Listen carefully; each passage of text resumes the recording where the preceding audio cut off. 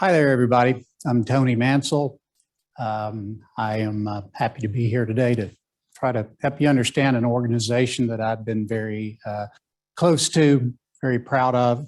It's called Community Legal Access, and it's going to tie in with the subject matter of the presentation today, having to do with the obligation or the aspiration of attorneys to do pro bono or at least some kind of a community service that utilizes your expertise and your law knowledge to help the community. There's a little bit about me written there. I'm sure I don't want to bore you with the details, but I think the last phrase is a little motto of my life that I sort of go by, which is that from those to whom much is given, much is expected. I know there are probably a lot of unhappy, disgruntled lawyers out there, but a lot of us live pretty good lives. And we do pretty well.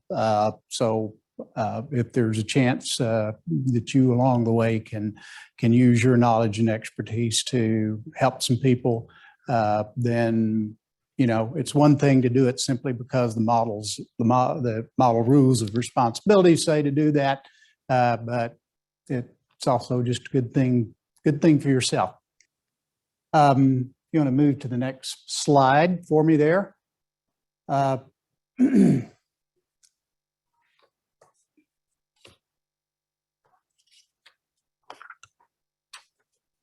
Just some statistics that I will go over with you that might give you a little bit of framework for the problems we're looking at. In Arkansas, no surprise to you that we are a poor state. There are about 450,000 Arkansans living below the federal poverty level, and that is about twice as many as the national average. That's a lot. That's a lot of people struggling to get by. So it tells you that there is a community out there that that you can serve. There's a market for legal help for people who just really can't afford most of us. The areas that we serve, particularly, I believe, certainly with respect to the Center for Arkansas Legal Services or legal aid, I believe they serve folks up to 125% of the poverty level. So that's not like twice as much. That's like 25% higher than the poverty level is the group that those services provide legal help for free to the people landing in that zone. It occurred to some of us a few years ago that there's probably still another community out there in Arkansas, probably similar numbers of them that fall a little bit above what is served by legal aid, but still can't afford a lawyer. What we've concentrated our efforts on are people that are between 125% and 250% of the federal poverty level. Now, those folks aren't poor. They can afford housing and a car and a vacation and things like that. But they probably can't shell out $5,000 just to walk in the door to go talk to an attorney, for instance. They have problems and they need help, and they can be complicated problems, or they may be simple, but they still can't afford what we're worth, and we're worth a lot, I would say. This community legal access was formed for the purpose of finding legal help for those people. We have formed or in the process of forming a modest means panel. That would be a group of attorneys throughout Arkansas whose commitment is to take cases for a fee. And that's important to remember here. This is not free work that's being rendered. It is work that's being done that you get rewarded for, but it's not going to be you can't make a living off of it, but you don't do it for free. We have a schedule of fees that we would charge and an hourly rate depending on the circumstances. And I'll talk to you a little bit later about where to get all that. But at least my purpose today is to try to hook you on the idea and see if you might be interested in giving us some assistance and being on our modest means panel. There's a lot of lawyers around here in Little Rock where I practice. There's a lot of competition, but in Arkansas as a whole, probably most of you are aware, we're lacking in lawyers. Looking again at the national statistics, we have, I believe, about, I think the number's about 2.1 lawyers per 1,000 people in Arkansas. The national average is 4.2 lawyers per 1,000 people. So we don't have a lot of lawyers. There's plenty of business if you get out into the hinterlands. So we're not biting into the business you probably could get. In fact, my view, don't have any statistics to support this, but my view is that people that would come to community legal access, they're not going to go to a regular lawyer anyway. You're not losing business because we're trying to line these clients up with lawyers at a reduced rate. They won't come see you. They will do without. They'll try to do it themselves, or other bad circumstances may occur.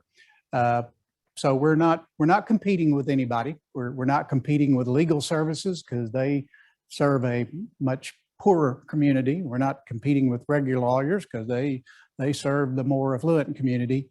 We've got our niche in there in the middle. Everybody's aware of the stated goal and the rules of professional responsibility. A lawyer should aspire to render at least 50 hours of pro bono legal services. Should aspire. And, you know, that's a rule with no teeth in it, right? There's no penalty if you don't do this. Maybe we ought to get a badge for people who do some adequate amount of pro bono work, but as it stands right now, it's a moral obligation, for lack of a better word. Now, that's for pro bono service.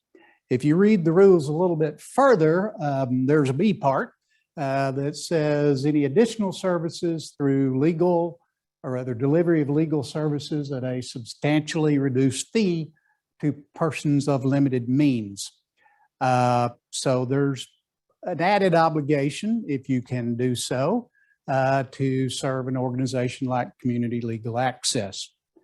And we regard ourselves as being applicable to the B part of that rule as opposed to the A part. So again, that's our niche. The ways you meet your pro bono obligation, as I said, there's true pro bono where you're doing it for free, but listed first there is this idea of community legal access. And if you'd like to get enrolled in that, we've got a list of kinds of cases that we will take. The ones we would not take at this point are the ones where you might kind of automatically draw a fee. Let's say a personal injury case where you get part of the settlement or part of the judgment. There are some other more well-defined areas that we don't cover because those fees are more locked in for the attorneys. The things we would be doing would be anything from a divorce case to a custody case, guardianship, wills, probate, some property transactions and disputes that might come up. So they are things that are probably going to be charged separately, and we'll set out a fee schedule that would give you the guidance in terms of what you'd be expected to charge. Just a little bit more about Community Legal Access and its background is that we are a 501c3 nonprofit. We were approved by the IRS on our first application, which I understand is hard to do. So we're really proud of that, which means that we can take contributions tax-free. We will be serving Arkansans in the income level between 125% and 250% of poverty. The attorneys that would join our modest means panel would agree to take cases. It's pretty flexible. You don't have to take the case. You don't have to take the client. If someone comes to you with a case that you don't like, or you don't like the person, there's no obligation there. So we try to make this very flexible, and the client's going to have the same opportunity. If they don't like you, they can ask for a different attorney. We will have various mechanisms of finding clients. Some of them will probably come from among the people that are turned away from legal aid. A lot of them don't qualify for services there, but there's a good chance that they might qualify through us. We'll be putting out circulars and literature throughout the state, maybe in the courthouses, to let people know that we're around and that we can help them. And then our organization, its purpose is to make the connection between the potential client and the attorney that's signed up to work with us. Our organization, I will say emphatically, does not practice law. We got a bunch of lawyers involved, but we do not practice law. We're a service that makes the connection between attorney and client. I think at the end of this, you will have a chance to put your name down there and say if you're interested in getting on board with us.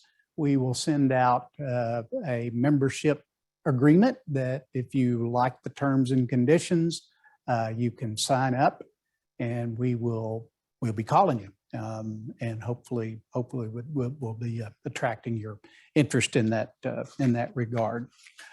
So I probably left something out. I was just speaking off the top of my head, so I'm sure I forgot something. So we'll open it up for a few questions if you have any, and I'll see if I can address them. So the first question we have is, how is the financial eligibility of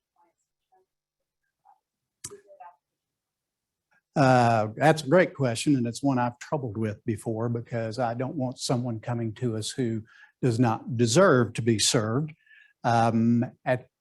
So one thing is ask them.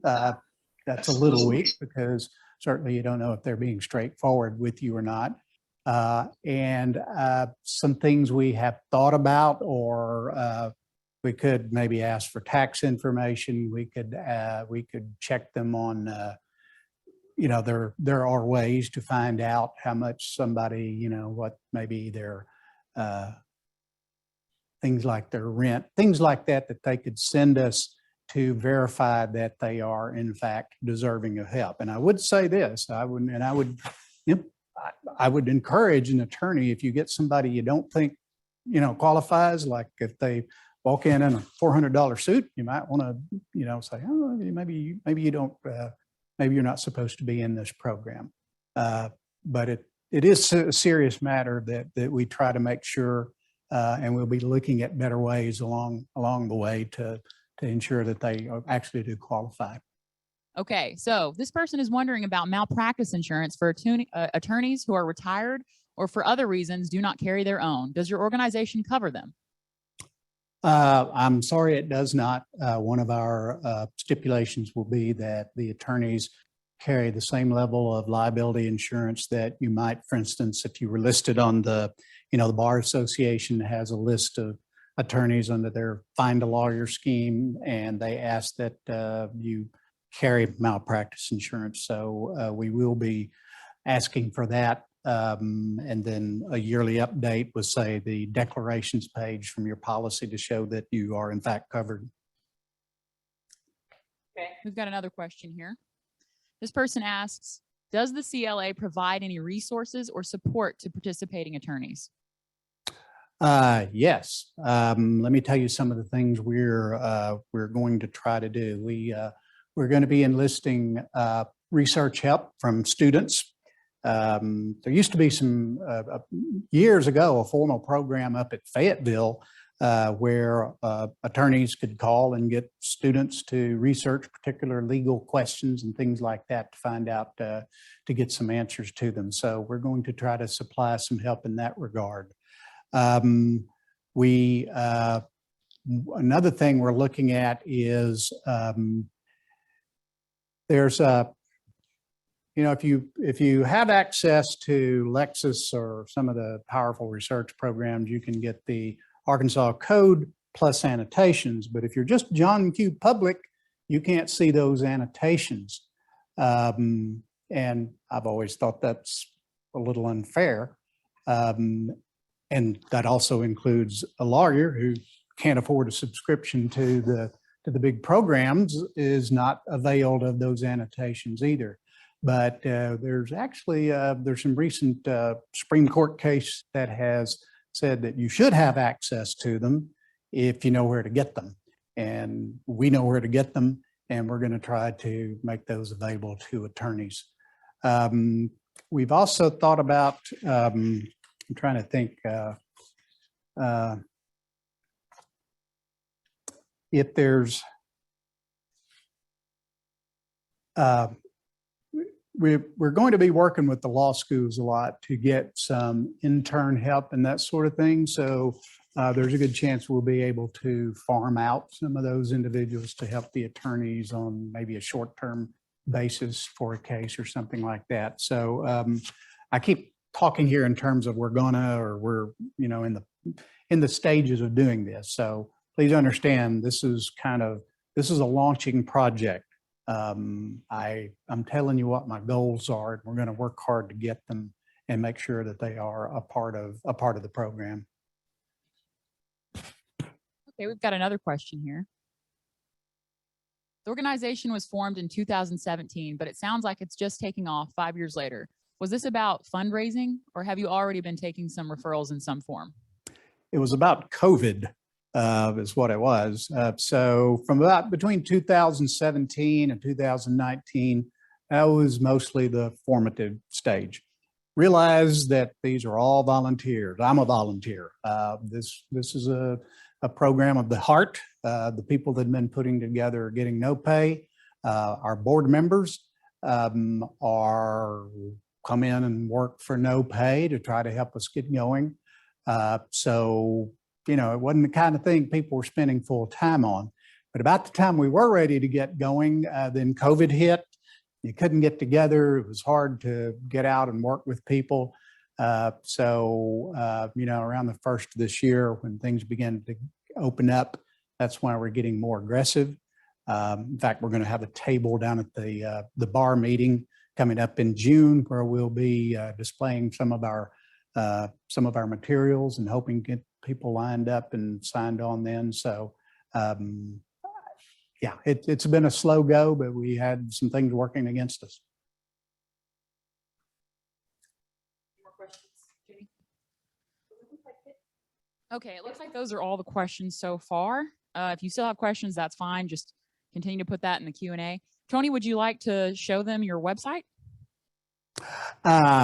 Is it up there? Can Yes. that be done? Okay, the magic of modern technology.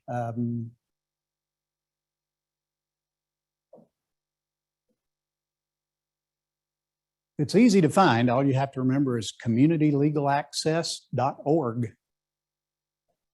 And Abby's going to get this up here for you.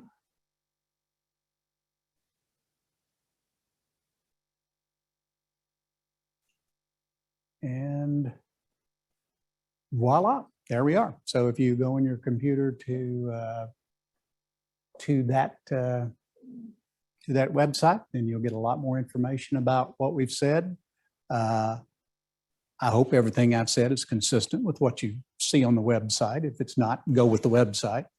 But it's pretty detailed there, and I think you can get an idea of who's involved in it. See who's on the board. We've got some distinguished members of the community that are backing us, and so we're really proud about that. And it will give you like the fee schedule, for instance, and things like that. So you can take a look at that if you have some time. And even if you don't have time to answer it, if you sign up and say you'd like to know more about us here at the end of the presentation today, if you change your mind, you know, that's understandable, and we won't bother you anymore. But we'd love to hear from you, and then maybe in the process you can get more into it and decide if it's what you want to do. Just one other point I want to make is that this is not for attorneys who, you know, are barely scraping by, and the only way they're going to get any business is to just take what they can from, you know, the little tidbits from a program like that. I would like to see that it's attorneys maybe who are doing pretty well, but have a social conscience and want to give something back. And that's, you know, they're coming here because they want to, but not because they're trying to derive some kind of financial benefit out of it. I think that's all I've got. Any more questions pop up there? Okay, well, thank you for your time. I will turn it over to Abby, and best of luck to you. All righty, folks. So I'd just like to say a couple things myself about community legal access. When I first heard about this, I was really excited because I used to work at legal services, and there were just so many people who either didn't qualify financially, but they were really, really close. They were right on the line, or they qualified financially, but they didn't meet the tags. So for example, they needed a divorce, but there was no domestic abuse and there was no child abuse. And so cases like that, where are they going to go? What are they going to do? So it fills a gap. I'm really excited for this to take off. I'm really excited for it to grow because this is going to be huge. So another point, I'm going to go ahead and move on to some basics that you need to learn or be aware of when you are taking your first pro bono case. So moving on from that community legal access aspect of it and entering into the realm of purely pro bono. Okay, so number one, attend Arkansas Access to Justice CLE trainings. Check, you are doing that now. So very, very good. But we would like for you to also attend some of our more substantive trainings. We do them all the time, covering guardianships, covering car repossessions, domestic abuse issues, all kinds of different things. And right now you can find all of our old trainings, or I shouldn't say old, but our recent trainings that were done live have been recorded and they are on our YouTube channel. We are also getting ready to launch through CLE Hero, a series of on-demand CLE trainings. We're just finishing up the final touches, but once we're done with that, you should be able to access our CLEs on demand for CLE credit. So we're really excited about that. Stay tuned, follow us on social media, check out our website. Just be on the lookout for updates with regard to our on-demand CLEs. Okay, next thing, think outside the box. You might be like, okay, well, you have to do that in all cases, not just pro bono. But what I mean is let's just say you get assigned a case from legal services or legal aid, and it's labeled as a guardianship case, as I have as an example here. And you could just say, okay, it's a guardianship. It's a guardianship case. Let me just do a guardianship. Sorry. Or you could say, okay, let me talk to the client. Why do you need a guardianship? Oh, I need a guardianship because the housing authority won't give me a voucher for a bedroom apartment because they say I have to get a guardianship over my granddaughter in order for them to do that. And you start thinking, what? So you do a little research and you find out, oh wait, isn't that like, I don't know, like discrimination on the basis of familial status or something? And then you start talk to the housing authority and they say, I don't know about that. And then you tattletale on them to HUD and then they make them change it. And so now your client no longer needs a guardianship and a POA is fine. Yay. That's a little bit of a tangent, but just an example of what I'm saying here. Sometimes with these pro bono cases, you'll find that what you're actually being asked to do, there's an underlying issue that's more systemic that could be solved. And that's what I mean by think outside the box. What else? Be prepared for the unexpected challenges. Your clients, I've had this happen to me at legal services. Clients lose forms of contact. They get their phone shut off. They get their cars repossessed. Their cars break down. So just be prepared for this. You may get a call from an unknown number. That's your client, and you don't know if you're supposed to pick it up or who you're even really talking to because the number is new. Things like that happen. So just be prepared as best you can to deal with that. And as always, remember that you're doing something meaningful. This is important. And finally, remember where your client is coming from. Try to avoid asking them to make any unnecessary trips. As much as you can, you need them to come in and sign something. Have everything ready. Have the divorce complaint verification. Have, if you can, the depositions that go along with that. Have everything you can ready at one time so they only have to make 1 or 2 trips rather than 4 or 5. Those are all really simple things. Now let's get into this. So some of you probably are already aware of this. If you've done any pro bono work, if you've worked for legal services, you're very, very familiar and comfortable with In Forma Pauperis. But for some private attorneys, as I've come to realize, you don't really come across this. So you don't really know, you may not be aware of it or may not really know how it works. So I'm going to cover this real quickly because it's going to help you if and when you do decide to take a pro bono case. So what does it mean? It's Latin.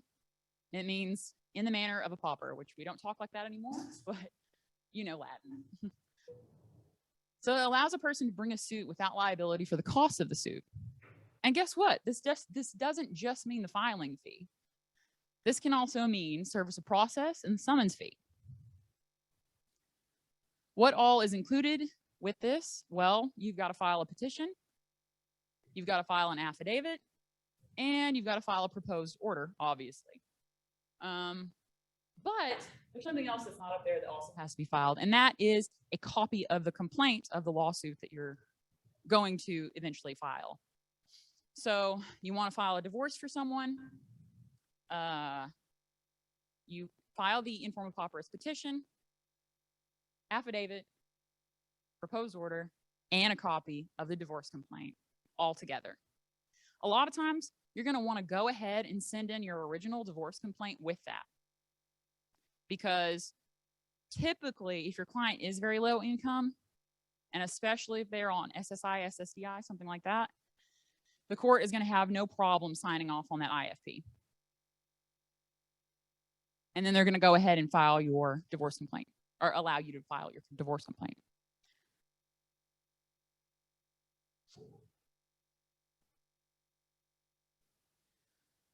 All right.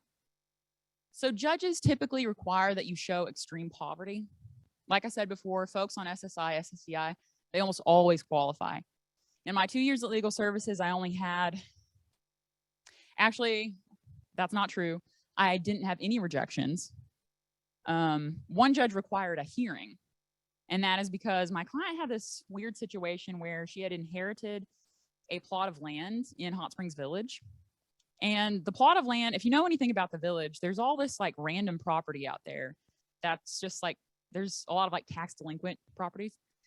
And so she just inherited this little sliver of land that was basically worthless, and she was just losing money paying taxes on it. But she had to disclose that property in her affidavit. And so when the judge saw that, he was like, oh, I don't know about this. So he required a hearing, which I thought was silly because then my client had to drive from Hot Springs Village to Hot Springs, which is like at least 30 minutes, which kind of defeats the purpose of the IFP, but you know, it was granted though. So just be careful. Make sure you note that you are note in the petition that you're handling the case pro bono. In my experience with these IFP forms, I was working at legal services. So the judge would see, you know, Abby Brenneman, Arkansas Access to Justice, and he would already know, she would already know, they would already know that the person was not paying the attorney's fees. But basically that's the point you want to get across, is not that you want to let the court know that I'm not getting paid either. I'm doing this pro bono because this person needs it.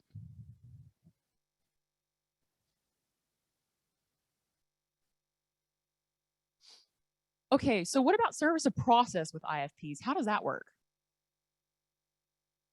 Well, personal service is done through the sheriff's office, You guys are all familiar with that, I know. A lot of these things are kind of obvious, but maybe I'm helping you put two and two together here. Sheriff's Office, you just include a copy of your IFP order signed, and it should go pretty smoothly. Warning orders. Don't be surprised if you have a pro bono case, you have to get a warning order. Don't be surprised if clerks seem a little bit confused about this. Now, I haven't practiced in all counties, so I don't know. But in the counties that I have practiced in, I just get a lot of like, what are you talking about? But if you read the statute, what it actually says is that you're supposed to be able to post the warning order on the court bulletin board instead of running it in the newspaper. So I don't know if everybody does that or not, but it's a whole heck of a lot cheaper and easier. And statutorily, it's allowed. All right, so before I move on to Free Legal Answers website, is there any questions about IFPs? Okay, we'll get to that at the end then. All right, keep those questions coming, guys.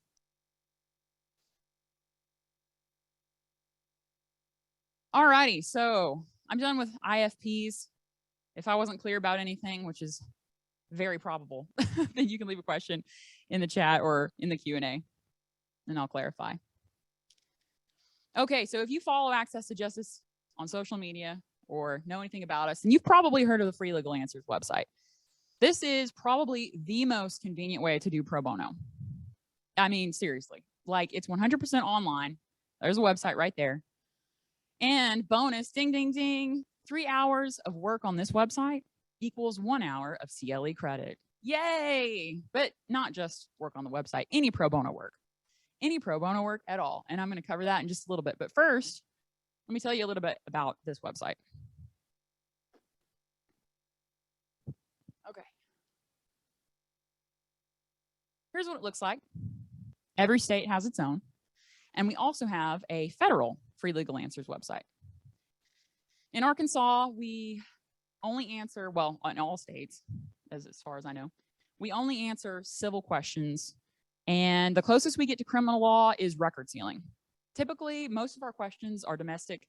They're domestic law questions.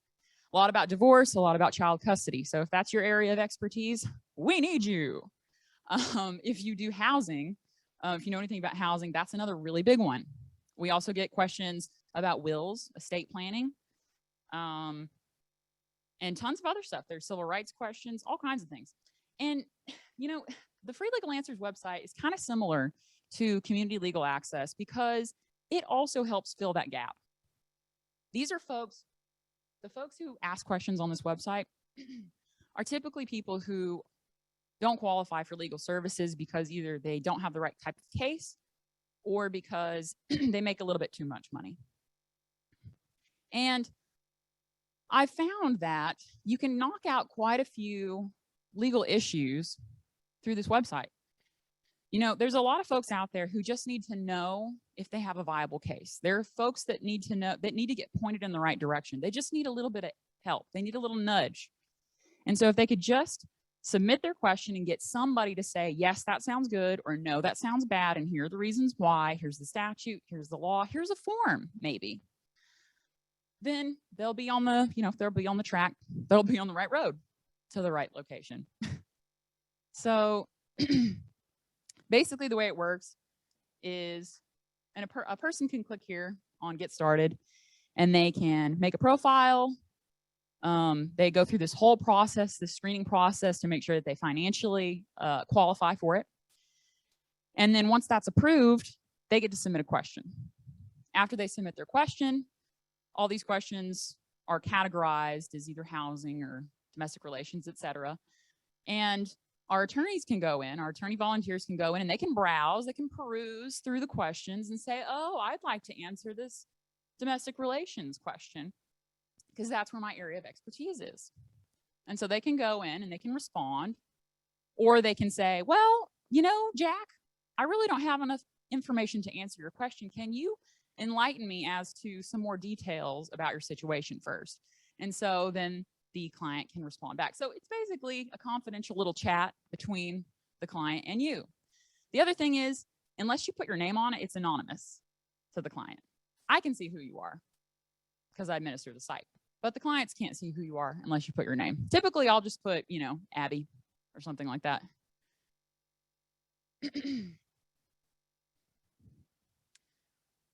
On here, we also have,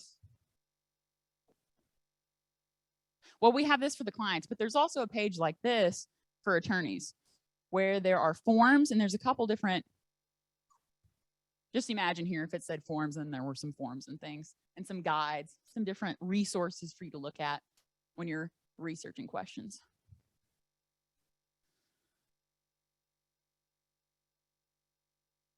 Another fun thing about this website, we do clinics twice a month.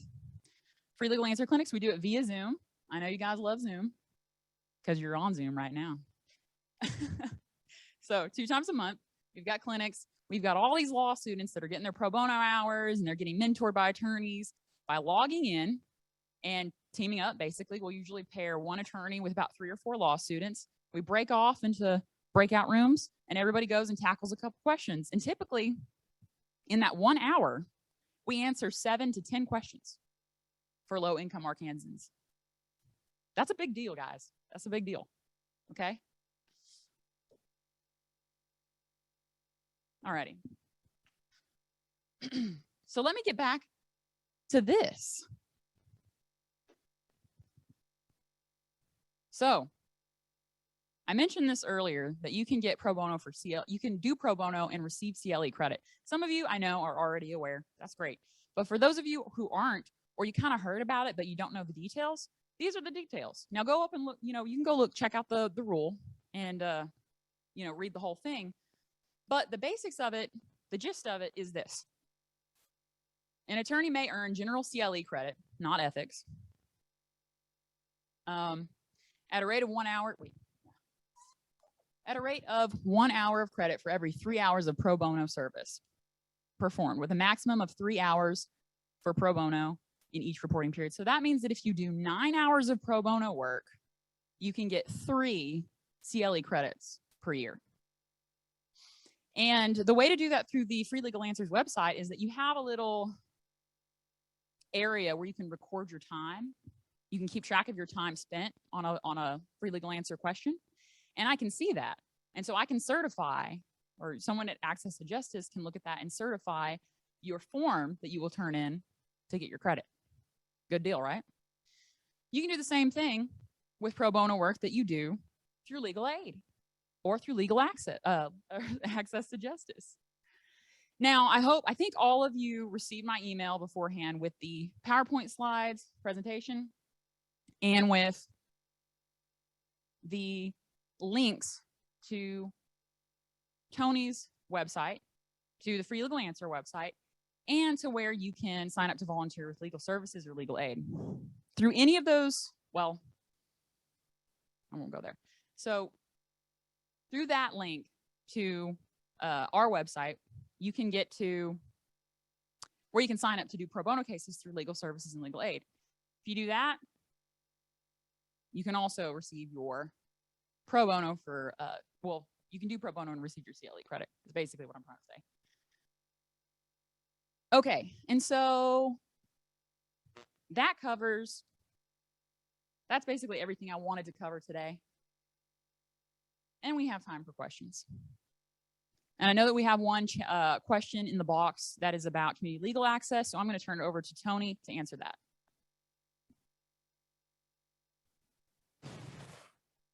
Hello, am I on? Okay, hello again. Yeah, so before I answer that question, maybe that's, you started to look at, Abby started to look at me and then changed her mind, so maybe this is what she was wondering. You can, on our CLA website, there is a place to go in and sign up to become a member of this Modest Means panel. So there are a lot of ways to get there. Again, I would invite you to, at the end of this presentation, to sign on there, and we'll get in touch with you and see if you really want to pursue it, or go to the website, and there's a process there where you can indicate your interest and go forward from there. So, and what's my question? Question is, are CLA representation unbundled representations. Is there a standard? Just repeat that. Are CLA representations unbundled representations? Is there standard engagement agreement? Okay. Definitely yes. As far as unbundled, we do limited scope representation if it's something that would fit the client. A lot of these clients work well in that regard. I've done limited scope representation for clients before, and it actually works pretty good. You sort of make them be the person who goes out and gets stuff done, and you just give them the form that needs to be done, or you make the proper filings and keep some oversight over what they're doing. As long as it's nothing so deeply controversial that it needs, really 100% of a lawyer time to have to deal with, but it works out well. And I would say there's a high probability it work out well with these types of clients as well. And what was the other part of that? Is there A standard engagement agreement? No. I suppose that's something we may want to consider. I think if attorneys wanted to see that, we could put that in our package. There's a standard agreement between the attorney and CLA. We will have a standard agreement between CLA and the client. But as far as your agreement with the client, I don't know, that's probably the type of thing that'd be kind of up to you. As long as it meets our requirements, you may have your own way of doing things between you and your client that suits you best. And, just my initial response to that is probably that's going to be in your bailiwick. But that could be something open that we would be thinking about down the road. Okay. We all done with those? Okay. Thank you very much for your questions. Okay, so we have another question. Do you find that LEOs are not very responsive to the service requests or slow? Maybe this is showing my ignorance, but I don't know what LEO is referring to in this question. So if you want to clarify that, Susan.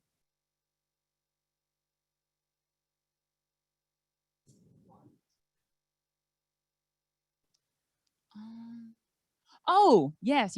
Okay, so you must be referring to, you must be talking about when you have an IFP and you've gotten it approved, you got it signed off by the judge, you've got the IFP order, and you are trying to serve someone through the sheriff's department. No, actually, they are not slow at all. I've found that they pretty much don't treat it any differently than a regular service process case.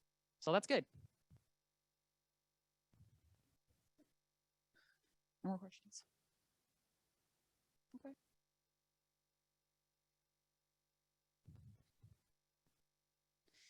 Okay, guys, so we're a little bit early.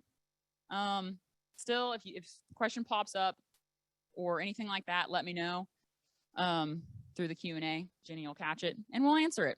But at this time, I'm going to go ahead. Okay, before I do that. What do you find is the best way to handle changing contact information? Okay, the best way to handle that. So one good way to handle that is make sure that you get every possible form of contact info for that person.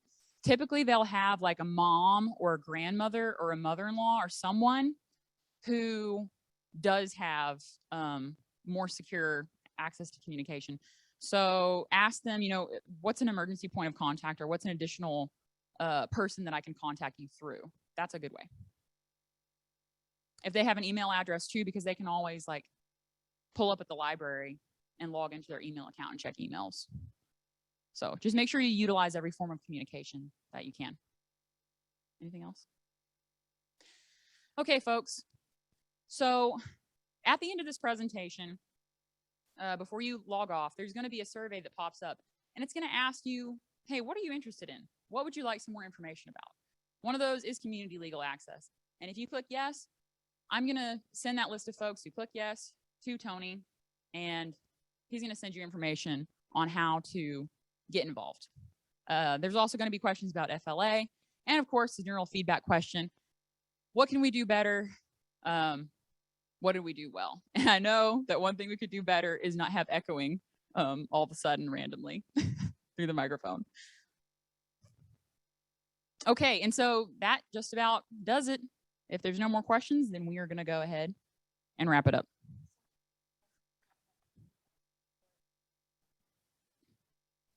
Okay, yes. So afterwards, whenever I send out the CLE forms, I will send that out as well. Okay, if you need IFP forms, email me. I'm abby@arkansasjustice.org. Go to the Access to Justice website. My email's right up there. Or you can call me. My phone number is also right up there. If you need me to walk you through the IFP process, if any like weird issues come up, sometimes with probate cases, some strange things can happen with IFPs. Anything like that, I'm your girl. Hit me up and I will help you as best I can. All right, folks.